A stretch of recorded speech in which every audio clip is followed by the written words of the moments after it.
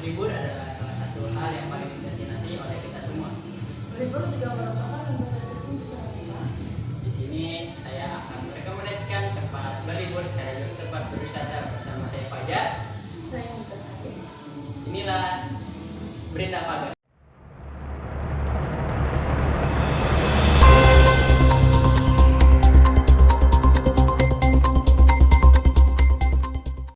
Indonesia merupakan negara yang kaya akan sejarah, salah satunya di kota Jakarta, tepatnya Jakarta Utara. Di kota Jakarta Utara ini terdapat museum yang peninggalannya sangat banyak dari bangsa Belanda, yaitu Museum Bahari.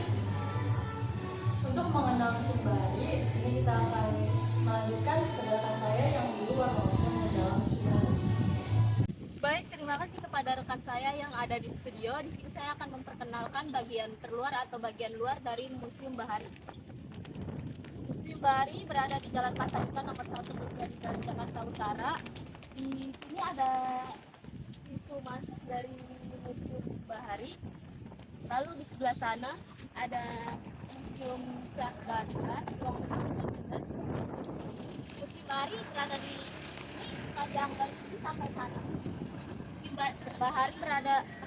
Museum Bahari ada 3 gedung, yaitu gedung A, B, dan C. Museum Bahari merupakan salah satu museum yang sudah ada sejak era penjajahan Belanda yang dibangun pada tahun 1718. Namun dulu gedung museum bukanlah dijadikan museum, melainkan gudang Belanda yang menjadikan atau tempat penyimpanan rempah-rempah seperti kopi dan teh.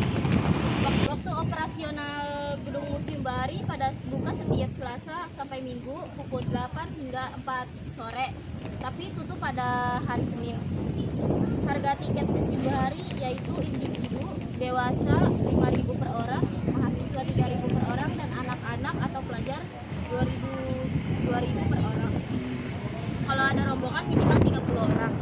Untuk mengenal lebih jauh Museum Bahari akan dijelaskan oleh rekan-rekan saya yang ada di dalam Museum Gedung Bahari. Baik, bersama saya Yunita, saya akan mengenalkan beberapa bagian dari Museum Bahari. Yang pertama adalah Menara Syah Bandar, yang kedua ada Gedung VOC, dan ada Pasar Ikan. Kita hanya mereview atau meliputi 2 bagian ini, yaitu Menara Syah Bandar dan Gedung VOC. Oke, kalau kalian merasa tertarik, ayo lanjut. Oke, masih bersama saya Yunita di ruang perkembangan pelayaran di Nusantara, dan di sini terlihat banyak sekali peta-peta dan replika-replika perahu-perahu zaman dulu serta jangkar-jangkar, dan ada beberapa meriam yang ada. Salah satunya di sini adalah Pelabuhan Banten Girang. Pelabuhan kuno Banten abad ke-16 merupakan pelabuhan kerajaan Buddha Hindu yang berpusat di Pakuan, pusat kerajaan yang disebut Banten Girang. Nah, orang Cina dahulu menjadikan bandar ini sebagai pusat perdagangan. Bisa kalian lihat di sini ada laut dan beberapa kapal-kapal yang mampir di sini untuk melakukan perdagangan. Lagi di syuting gue dong, lagi jalan. Naik. Google Maps main. Cuma gue bingung ini bagaimana ya kalau di sini.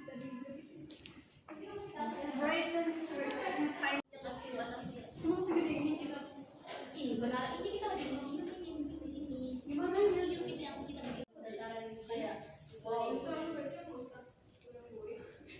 Itu kayak nakama dong. Oke, selanjutnya saya akan menyerahkan kepada rekan saya yang ada di atas yang bernama Aileen. Oke, terima kasih kepada Yumita. Di sini saya sedang berada di lantai 2 di ruang bangsa yang ada di Batavia, dan ingin memperlihatkan beberapa replika bangsawan dari pedagang India, Cina, dan dari penyiar agama Islam, Hindu, dan Buddha. Dan di sini saya akan memperlihatkan beberapa tokoh-tokoh Contohnya adalah penyiar agama Islam melewati hubungan antara bangsa Arab dan Nusantara. Hubungan pertama bangsa Arab dengan Indonesia terjadi sekitar abad ke-4 Masehi. Hubungan Arab dengan India melalui jalur laut dimulai sejak abad pertama Hijriah. Merupakan hubungan pertama bangsa Arab dengan Timur Jauh, pada umumnya dengan Kepulauan Nusantara khususnya. Pengaruh Arab di bidang kebudayaan makin kuat setelah masuknya Islam ke seluruh kepulauan Indonesia. Karena bahasa Arab merupakan bahasa Al-Quran dan lidahnya Islam. Pada abad ke-19, sebagian distribusi barang-barang di kota Batavia dikuasai oleh orang Cina, Arab, dan India. Bagian orang Arab terlibat dalam produksi dan perjualan batik, sehingga pada permulaan abad itu orang Arab merupakan orang terkaya setelah orang Eropa di Batavia.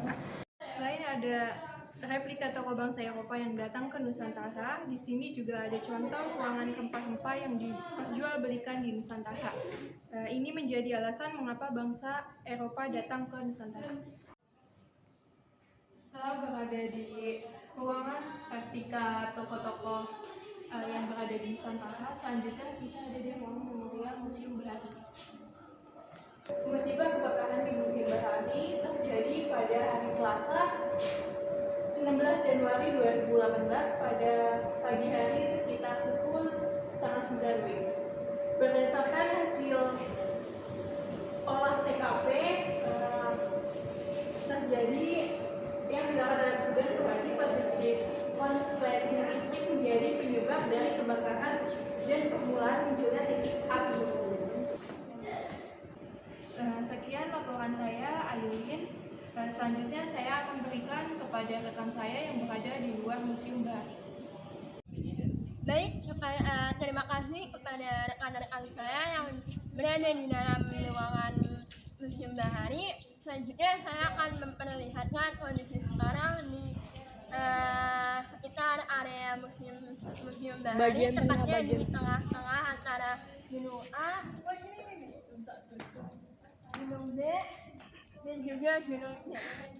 Selanjutnya di sini juga terdapat beberapa bangku untuk beristirahat sejenak, dan juga bisa juga digunakan sebagai spot foto. Dan jika kalian ingin beristirahat, kalian bisa juga langsung ke kafe di Gunung B. Itu terdapat beberapa banyak minuman-minuman. Baik, terima kasih atas laporannya dari rekan-rekan saya yang bertugas. Saya Fadil Niko. Saya Kesali. Kami berdua pamit undur diri.